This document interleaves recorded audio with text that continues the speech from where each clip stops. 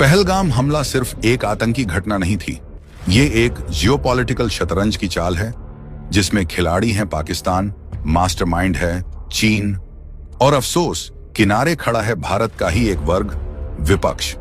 ऐसा कहने की वजह आगे जान जाएंगे। हमले के बाद वैसे तो सेना को फ्री हैंड दिया जा चुका है, दुनिया भर में पाकिस्तान पर डिप्लोमेटिक प्रेशर बनाया जा रहा है, तीनों सेनाएं अलर्ट पर हैं। लेकिन एक बात जो किसी को हजम नहीं हो रही है कि जो विपक्ष 2019 के स्ट्राइक के सबूत मांग रहा था, अब अचानक पाकिस्तान पर हमला करो जैसे बयान देने लगा है। शक इस पर नहीं कि पाकिस्तान दोषी है, शक इस पर है कि क्या यह हमला सिर्फ सीमा पार से आया था या इसमें कहीं भीतर से भी कोई इनविजिबल हैंड काम कर रहा है। अब जरा टाइमिंग समझिए। मोदी सरकार ग्लोबल मंचों पर लगातार मजबूत हो रही है।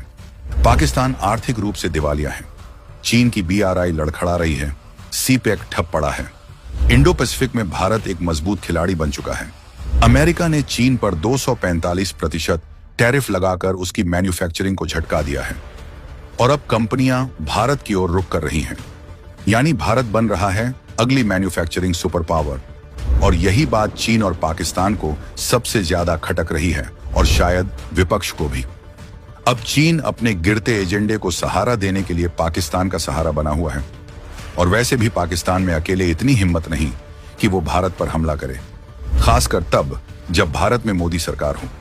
मकसद साफ है, भारत को युद्ध में उलझाना, क्योंकि युद्ध का मतलब है अस्थिरता, अस्थिरता का मतलब है निवेश रुकना। जो रोड, पोर्ट्स, एयरपोर्ट्स, यूनिवर्सिटीज, अस्पताल बन रहे हैं उन पर ब्रेक लगाना और अंत में विपक्ष को चुनावी मौके देना ताकि वो कह सके मोदी जी ने किया ही क्या। युद्ध में उलझते ही भारत का फोकस LAC से हटेगा और यहीं से चीन अपने खेल में आगे बढ़ेगा। ये सिर्फ हमला नहीं है, ये आर्थिक वॉर की शुरुआत है। विपक्ष को भी इसका पूरा अंदाजा है, फिर भी वो सरकार को युद्ध में धकेलने की भाषा बोल रहा है। क्यों? ताकि मोदी सरकार का सबसे बड़ा वादा, भारत को तीसरी सबसे बड़ी आर्थिक महाशक्ति बनाना, अधूरा रह जाए।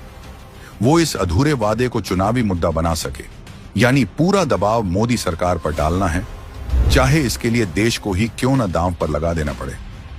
लेकिन उन्हें याद रखना चाहिए, ये वही सरकार है जिसने उरी के बाद सर्जिकल स्ट्राइक की, पुलवामा के बाद एयर स्ट्राइक की और हर बार जमीन पर जवाब दिया, बिना हो हल्ले के, बिना राजनीति के। भारत बदला जरूर लेगा, लेकिन अपनी मर्जी से, अपनी टाइमिंग पर और अपने मैदान पर। यह युद्ध का शंखनाद नहीं है, ये चुपचाप फतह की तैयारी है। इस बार भारत